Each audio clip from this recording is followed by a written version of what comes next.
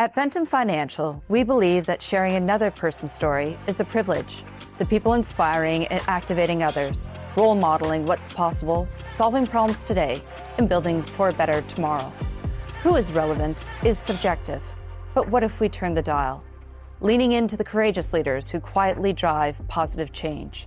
This is ReleVant, where leaders, creators, and change makers share the ideas shaping business, culture, and the world, one conversation at a time. In this episode, I met with Ehren Cory, CEO of Canada Infrastructure Bank, an institution that mobilizes over $40 billion annually on behalf of the federal government to build a better Canada. Ehren works where finance, community partnership, and long-term delivery intersect, from resilient grids to Indigenous infrastructure priorities. We discuss how financing partnerships and practical activation turn long-range plans into durable community benefits. The Infrastructure Bank considers how they invest with taxpayer dollars to ensure we are building a country for the next 100 years rather than the next elected 4. We dig into what it really takes to move big projects from concept and community impact, alignment, and partnership. This is ReleVant, where people are discovered. And thank you for joining me.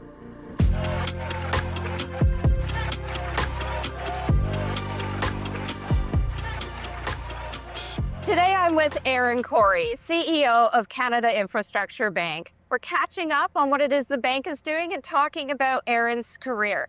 So Ehren, let's walk. We're here at U of T at the St. George campus because this has been a big project for the Canada Infrastructure Bank. Tell me what you're involved with. So maybe I'll start just a little bit about the bank. The CIB is a crown corporation. Federal government created us in 2017 with this idea that we have a lot we need to build in this country. We have a significant deficit in infrastructure, and in particular in the infrastructure we need in the future, which is both resilient, cleaner, and economically productive. Okay. So we are an investor. We're not like other parts of government who give grants. We actually make loans or equity investments. We're sort of between a commercial lender and a private equity firm. Okay.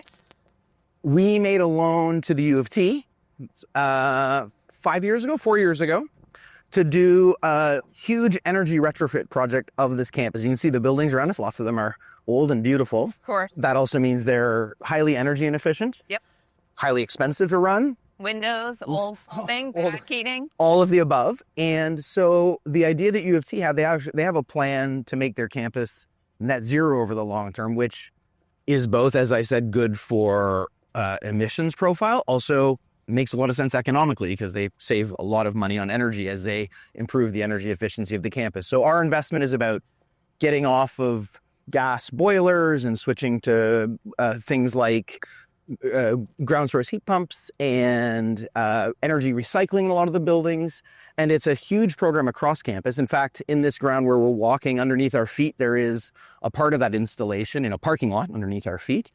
And it's feeding many of these buildings with cleaner energy. And U of T pays us back out of the savings that they see in energy. So this is kind of a classic example of how our investments work. I joined Ventum because I was looking for a firm that was independent, entrepreneurial, and allowed you to be your very best self at work. I was with them previously and came back because it felt like a family to me. And I haven't been able to replicate that culture really anywhere else. It's been amazing energy so far and great camaraderie amongst our team. And there's a real sense of teamwork, which in turn creates a highly collaborative and intellectually stimulating work environment. I'm excited about working in an organization that has a commitment to a service culture enabled by empowering people, continuous improvement, and process re-engineering. Ventum is a leading independent company with an exciting future. We have a very strong platform. Someone would like to join Ventum because of the firm's commitment to enhancing not only the experience of their employees, but also the experience of their clients. We distinctly and passionately believe that if we give our investment advisors, our frontline capital markets professionals, the tools and the resources that they need, that they will take care of our mutual end client. Turning up for people, this is Ventum.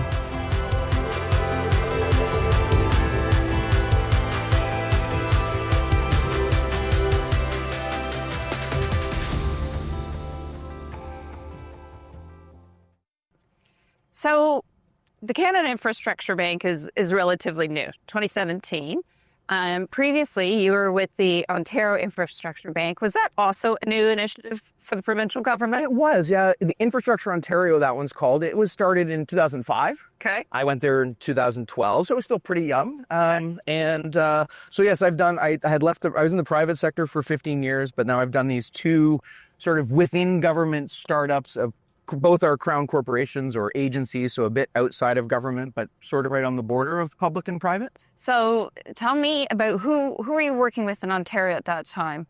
So I started that work, as I said, in 2012. It was the Liberal government, so the Premier Wynne at the time.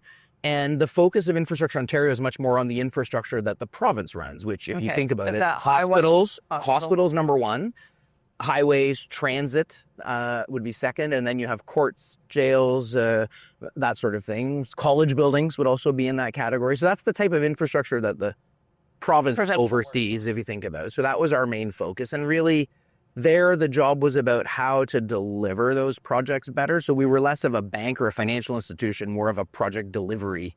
So that was all about how do you contract better for projects. And if you know the history of Ontario, we had a terrible track record of getting hospitals built on time and on budget in the late 90s. And it basically led to us stopping building for a decade or so. And so when Infrastructure Ontario was created, the idea was healthcare, we need to grow. Our population's aging and growing. We need more hospitals, but we need a different way to do it. So we were created with the idea of bringing really good contracting and project management skills to that. And it's worked. If you look around, you and I live here in Toronto, look around at Humber Valley, if you know that hospital, or McKinsey or Michael Garron has There's been a lot of build. And all of those were projects while I was at Infrastructure Ontario that we did.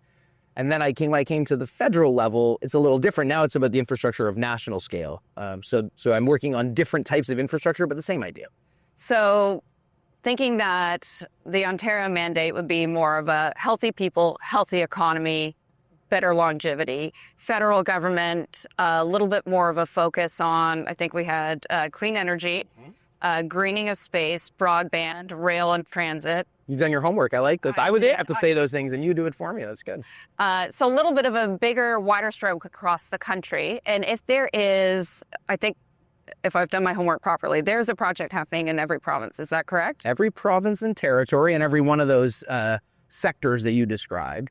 I was in PEI last week, where we were groundbreaking on an energy project there, and that's the last province or territory that I've visited. We have a couple of projects in PEI now, a broadband project and this really cool energy project. And so from there to Nunavut to British Columbia, yes, all parts in between. Okay, so I was interested that there was actually, because it's something that's become part of our politics at the moment, of that our provinces are working a little bit better together, and that there was an energy relationship now between Nova Scotia and New Brunswick. Do you want to tell me about that? Yeah, well, one of the things that we need desperately in this country is a more interconnected, cohesive transmit in lots of things, in our transportation, but for sure in our energy and our electricity grid. Not surprisingly, like you and I live in Ontario, you have Ontario Hydro or BC Hydro, Hydro-Quebec. There's these provincial utilities that have historically been the supplier of the transmission grid. And so they don't connect really well. And the way our energy world is changing, given how much electricity we need in the future, how much cleaner we need, like we need to shut coal plants and move off of gas and move towards cleaner forms of electricity. The challenge is it's not always windy. So in a certain part of the country, so you need better grids to fill that gap when the energy source hasn't been harnessed. And so grids, transmission, not just like this, but interconnected transmission is really important. So that's a theme for us across the country. And the first big project like that we're doing connects Nova Scotia and New Brunswick. It's a new intertie. And again, it's not that they haven't been connected, but they aren't sufficiently interwoven, their two grids. And that's what this is meant to do. And what's really cool about that project is it's owned jointly by Nova Scotia Power, the CIB, we're an equity owner of that project, and the 13 Mi'kmaq communities. So all of the Indigenous communities, there's 13 of them in Nova Scotia, they pool together and they have an equity stake. So the three of us it's in design phase right now, and construction will start soon, but we're building this new power line.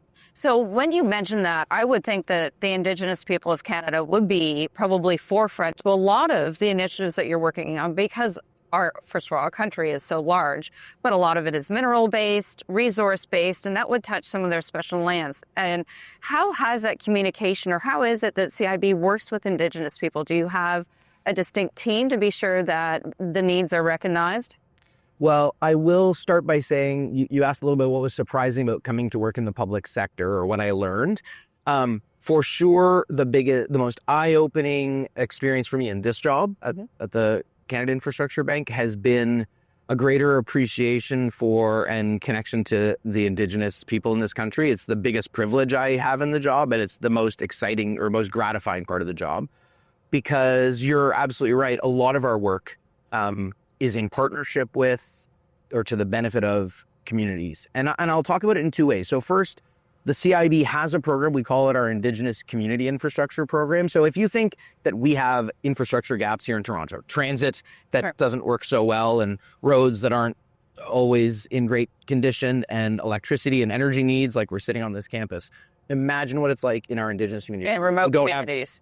Have drinking water that's clean. And reliable, or they're on heavy fuel oil or diesel that's getting trucked in or flown into their communities, and it's expensive and dirty. And so our Indigenous Community Infrastructure Initiative, the idea is we will lend money to Indigenous communities and partner with them to get infrastructure built in their communities. So we've done projects as small as a wastewater treatment plant to service 80 homes, because the community needs to be able to build homes and they can't without water, sewers. Of course, removal. So we've done projects like that, or additions to reserve where they've wanted to put new streets and broadband and build a new subdivision almost within their communities. So we have a separate team that does that work. They work with First Nations and Métis and Inuit communities to identify their needs. Each community's needs are a bit different. And so we have loans to dozens of communities across the country, and many more to come, to do that. On the other hand, for the large scale infrastructure we're building in this country, especially linear infrastructure, roads, transmission lines, as we were talking about, rail, port, as lots of Indigenous leaders tell me, there's no infrastructure like that in this country that doesn't go through Indigenous territory or land. Like that's not possible given the vastness of our country and given the vastness of Indigenous people's claims to land across our country. So when we're doing major projects like that, like the transmission project between Nova Scotia and New Brunswick, it's just natural that they're going to have a seat at the table, and not just a seat at the table, but increasingly they want an economic stake, and they want to be full participants in the project, which is why we've got this program where we'll lend them some money so they can buy equity in the project, and then they pay us back out of the returns of the project, so that eventually their loan to us is repaid and they're owner of the asset. Our biggest focus is this.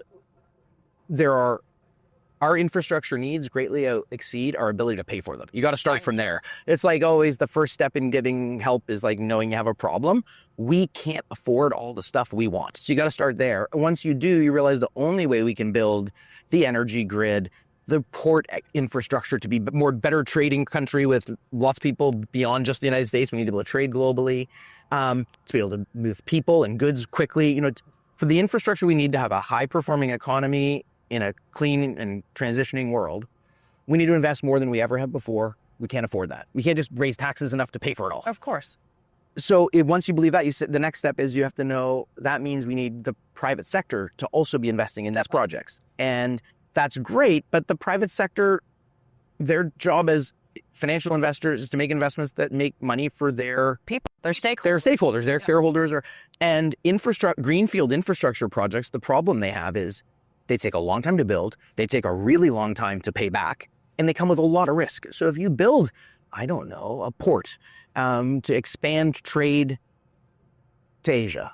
Okay, so tell me first of all, how long would a port take to build? Like, I'm going to assume 10 years. You're going to start to finish. That's probably true. But but even just in construction, let's say you have your permits and your money already around everything, it's still 5 or 6 years to build. Yeah. And now traffic. So now you've built it. It's kind of, we often at the CIB talk about the build it and they will come problem. That's the Field of Dreams, I think, is the movie. But the idea is you got to build the infrastructure before you're going to really start to see the benefits. And so you've invested that money, and now you have to ramp up traffic, and people have to change their shipping patterns. New businesses will, you hope, like the theory is, they will have more access to markets. They'll be able to grow. Some factory in Edmonton will be able to double its capacity because the port of Prince Rupert on the west coast has been expanded and is now available, and they can get to more markets in Asia, and so they grow. But that chain, has lots of risk to it. Global economy, we have a financial crisis like 2008. That factory in Edmonton is not expanding, and you've built the port with no traffic. Right. So there's risk, and there's incredibly long time frames. So the private sector on its own can't do that. Yep. So what the CIB does, we would become a slice of the financing for that project. And the idea is if we can put in just enough money, not as a grant, which is how government would traditionally participate, but as a loan. As a loan. But a risk-taking loan, a loan that no one else would make. All of our loans are bad loans. From the perspective of a bank or a life co or a pension fund, at least at first, they're above, what I mean by bad is they're above market risk for below market returns. So we're putting in our money either and taking more risk than anyone else would, or we're doing it at a lower interest rate than anyone else would, or some combo of those things, with the idea if we can provide a tranche of that, the private sector can do the rest. So you are de-risking it, ultimately, for the private sector to participate. You're the first one in. That is the idea. First mover. And by doing that, we hope that expands the pie of how much stuff in total we can build. And there's a reason, as you were listing our infrastructure categories that the CIB does, you'll note, like, we don't invest in, public schools. Is that infrastructure? For sure. Is it stuff do we need to invest in our schools? I think so.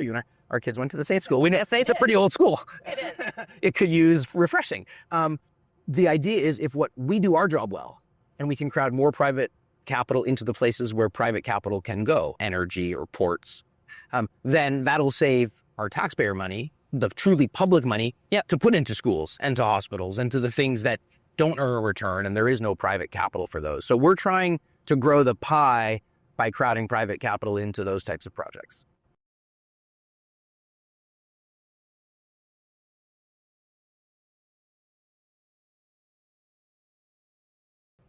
So Prime Minister Carney has just released his big projects list, and I would think that order lands right on your desk. So it is a really exciting time to be working in infrastructure, just given the focus that I think the whole country has now on how great our needs are to invest. And certainly having a prime minister and a government now that have made it a priority is exciting. The major projects office they've created, which is meant to be sort of the clearinghouse, the central point for getting some of these large projects unstuck. When it was announced, which is a couple of weeks ago, it talked about one of the central things that was going to happen is bringing government financing to the table, including the CIB. So yes, you're exactly right. We are one of the tools, not the only one, but we're one of the tools in the government's toolkit to try and unstick these projects, along with, streamlining regulatory processes and getting projects approved faster. But part of the solution, as we were talking about, to many of these projects is to have just a slice of risk-taking financing that allows the rest of the project to go. So we've been working, the good news is for many of the projects that are on that initial list, we've been working on them for a while. And we're in fact one of them, which is the new nuclear project here in Darlington, here in Ontario, we're an investor in already. So we're in some of them, we will be in others. And as I say, it's a really exciting moment. What I found at the CIB is when we started, the first project we invested in was the REM. It's the new subway line in Montreal. Okay. Part of it's already opened, and the rest will open in the next year or so. And it's a huge, one of the largest transit investments we've made in this country in a generation, and it's being done with the private sector. It's a really interesting project. And the CIB has a loan to that project over $1 billion. And it was our first investment. It's still our largest investment. And I think something that we've learned along the way is that there are those mega projects that this country needs. Transit projects, the Ontario line here in the city, or the REM in Montreal. But if you're going to be the Canada Infrastructure Bank, you can't only do mega projects. Right. Right? Like that makes there has to be smaller scale in combination with the large one. In combination. So I think what the good news is in our country is there are now projects going on all over the country. We have investments in Brandon, Manitoba, and in every territory and province, as you said earlier.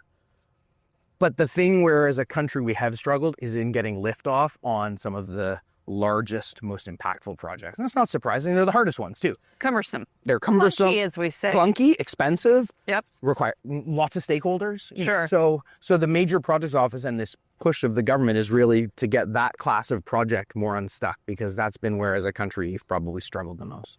So you have access to the biggest offices in Canada, which is exciting. You probably don't think about it as someone as myself who hasn't had that experience. Who was the first prime minister you met? Well, I started in this job at the end of 2020, in the middle of the pandemic. So Prime Minister Trudeau was the prime minister at the time when I was hired. And so... And had you met him personally before that? Did you happen to know? I had never met him before. Okay. I'm just a guy from a small town in Northern Ontario who likes getting stuff built and kind of knows something about finance. So no, I'm I don't even know that. I assumed you were Toronto. Oh, really? Well, Where are you from? I am from a town called New Liskeard, Ontario. I've not heard of it. Where is that? Some people, it's northeastern Ontario. It's kind of halfway between North Bay and Timmins, if you know your geography. Or some people have heard of Tomogany. Have you heard of Tomogany? That's I a do beautiful. know Tomogany. That's Good. same zone. All right. And Canoeing. what brought you to Toronto? Was it university? I left the north to go to university, and then I never went I back. didn't go back. Okay. But my point is just I wasn't planning on meeting prime ministers in my. That wasn't on. It wasn't on your vision plan. No, at a young I age. wasn't on my vision board. I don't have a vision board. Okay. So and now I'm guessing you travel to Ottawa fairly frequently. Yeah. So we're based here in Toronto. The CIB is our head office is here in Toronto. We have an office in Calgary, and an office in Montreal. But our shareholder is the federal government. So I have to visit my shareholder lots. And so, yeah, we get to go there and work alongside elected officials. What's interesting, Debbie, about a crown corporation like this one, and the same with Infrastructure Ontario, which I led before, is you're an arm's length, like we're a separate entity, you know. And You're independent of. we're independent of, but they're still our shareholder. So you also have to stay collaborated with. And it's really interesting, this idea of like, how are you independent yet coordinated? Because the reality is, yes, we're independent, but the infrastructure needs of the country, like that's a question of public policy. Of course Which it is. stuff we should be building and investing in, that is for the government to decide. Yeah. So we get to work with elected officials. I get to meet people that I like, the prime minister, and they get to set the frame. They get to say, we need more electricity grids, we need more port and airport infrastructure, whatever, that's their job. And then it's our job to go make good investments. So that's how it works. So I'm guessing your Air Canada points are quite high. Well, they are. One thing that's nice, like this is a really big country, but this job has given me a chance to see it in a way I never have before. Tell me. I've been to Nunavut. I've been to small communities on Vancouver Island. I've been to Thunder Bay to open a project that was so interesting, where a bunch of First Nations communities built a new community facility that was incredible. I've been to remote parts of every part of this country, and That's an incredible honor. it is a privilege. So we won't put this on tape for sure, but maybe is there an interest in being in Ottawa? No, you've asked me that before. No, here's the thing.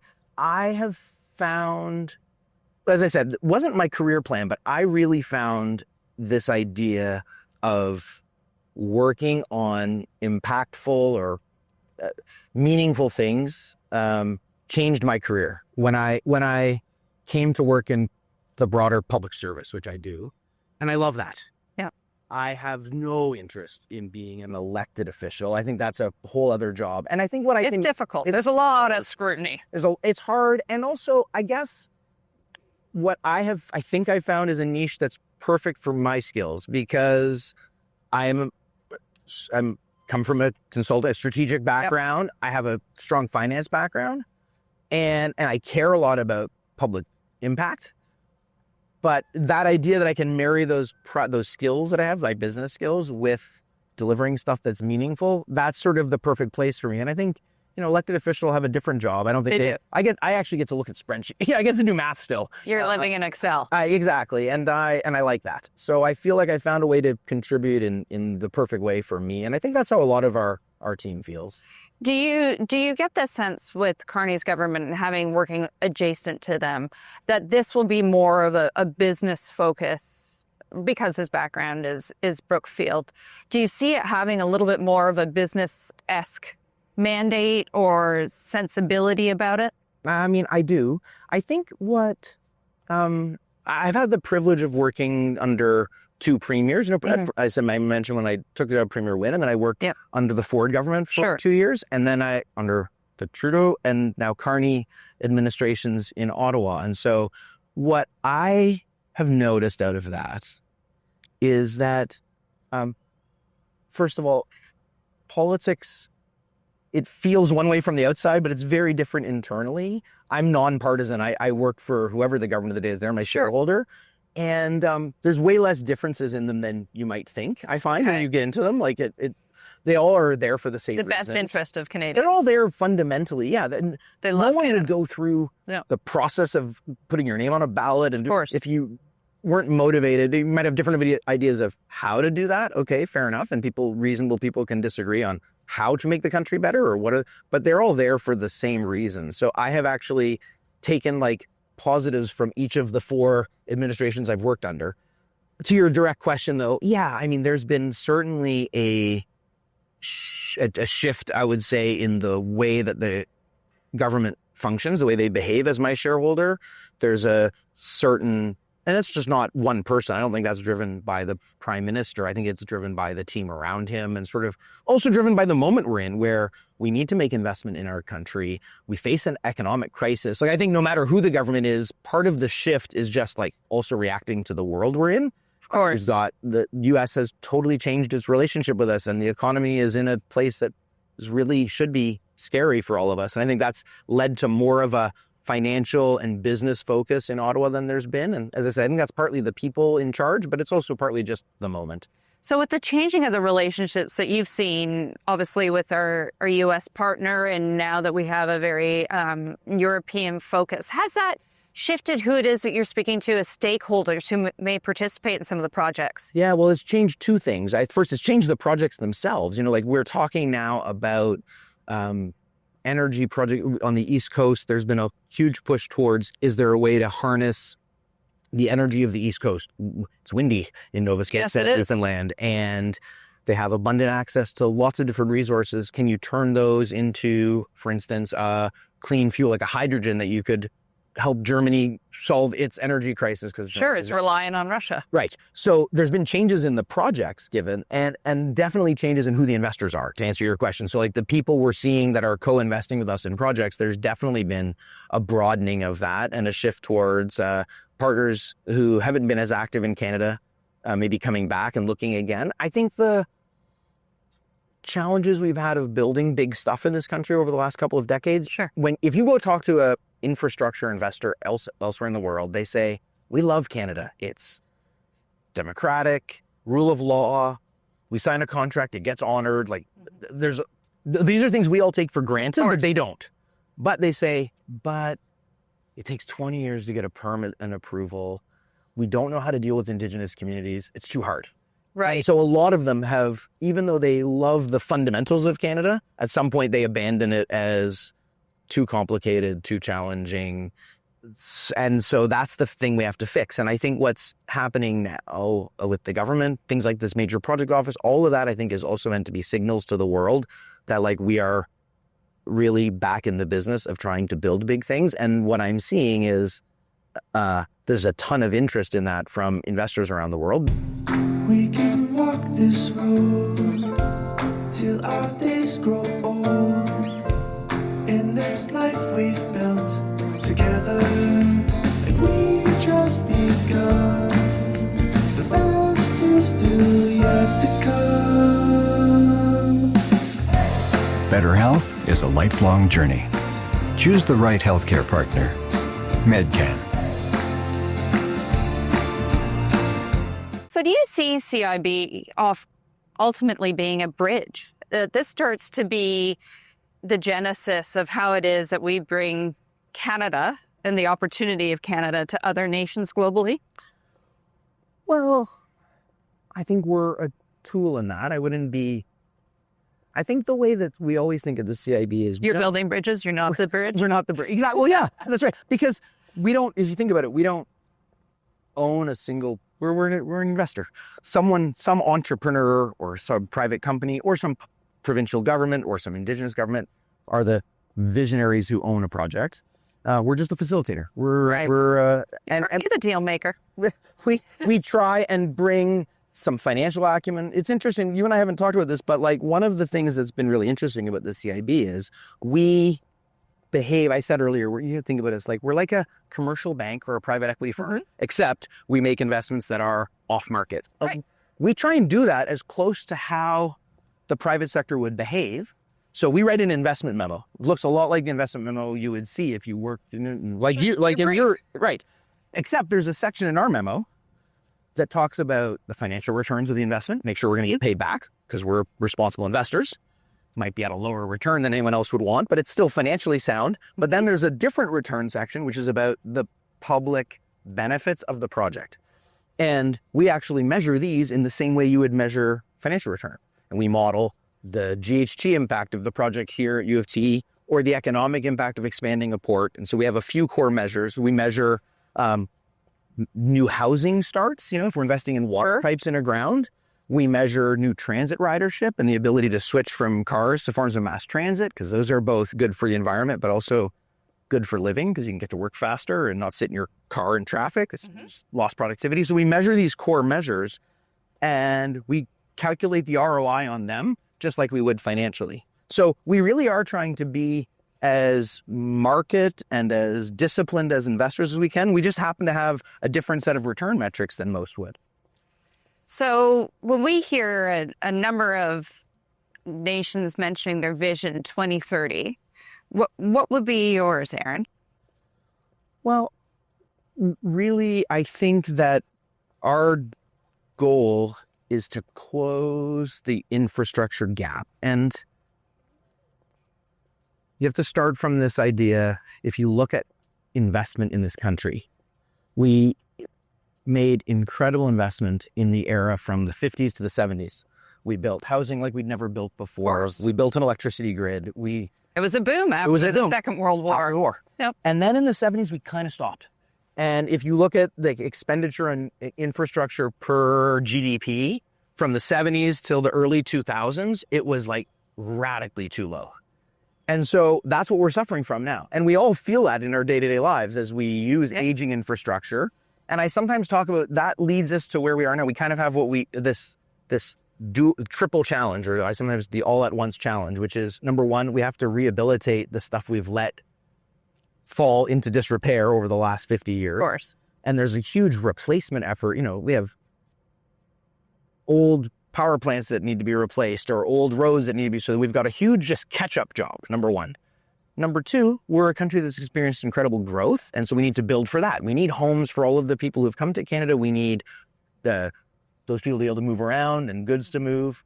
And then third, we have a rapidly transitioning global economy, and certainly we have to meet, there's no economy that isn't a clean economy by over the next 20 years or so. So we've got to build different forms of energy, and we've got to take all of these buildings, we walk around all these beautiful buildings. Someone said a cool thing to me, if you look, are looking at the skyline of Toronto, 80% we have this goal of being net zero by 2050, right? 80% of the buildings that will be standing in 2050, we're looking at. They're not going anywhere. All of this built landscape. All of these buildings need to be energy efficient. So this all-at-once challenge is rehabilitate the stuff we didn't have, build for growth, build for clean. And there's no way to do that if we don't invest differently. So you asked about my vision 2030. It's more of a vision 2050 for me, because it's really about how do we build an economy that works? How do we do that in a clean and sustainable and resilient way? And how do we do all of that in a context where we also just have to spend just to keep up? Of course. And the only way to do that is to expand the total pie, get more money crowded into the types of infrastructure we need. So you had some time in your education in Europe. You were in Zagreb. And were you year of my life. Was it? It was. Okay, so I want to know more about that. Were you bilingual? So yes, and it's funny. Where I grew up, you asked, it's right on the border of Ontario and Quebec. It's kind of 60-40 or 2/3, 1/3 English, French. So I'm English by background, but my town was very French. I did French immersion growing up, but I was, more importantly than doing French, you're from Toronto, you might have done that too, but the difference is I was immersed. So you were living it. I was living it. So my hockey team was half English and half French. My friends were a real mix, my neighbors. And so I grew up in that environment.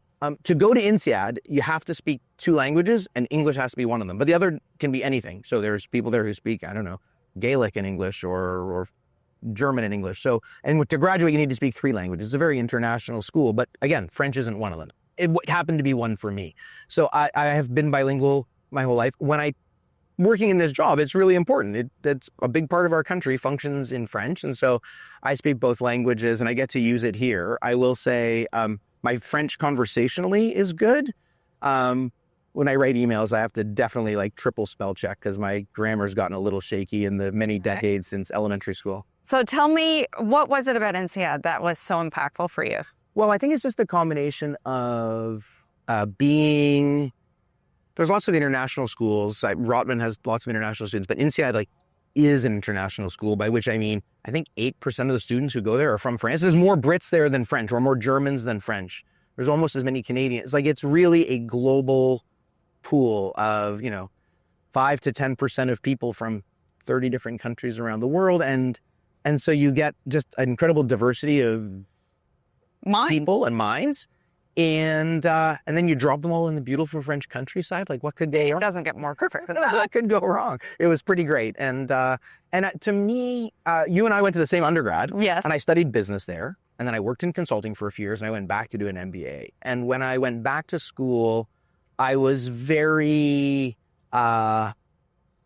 cynical about what I was going to get. I already did the HBA program at Western. Yeah. I worked. What do I need an MBA for? And I was mostly going for a extended vacation and travel. I could see some of Europe, and it would be good for promotion at work or something. And what I found when I got that was so wrong because the first week I was there, we did a case that I had done in undergrad. Same case. I started reading. I was like, oh, I've done this seen this before. This is exactly what I was worried about. And then I went to class, and I was like, oh my God, I got something totally different out of this than this conversation was super illuminating. And what it taught me was if I did that same case a 3rd time and a 4th time and a 5th time with different people, I'd probably get something out of it each time. So amazing. It was such a great thing to have happen to me in my first week where I was like, oh, I am going to learn a lot more. New perspective, new people, new influence, new conversations. And so, yeah, it was a great education. It turned out to be, not that I was very wrong about this, but it turned out to be a great educational experience and a fantastic life experience. Incredible. Ehren, thank you so much for your time today. I've learned more about you personally than I already did know, and I am thrilled about the future for the CIB. Well, thank you. It's been a really fun conversation. I appreciate doing it.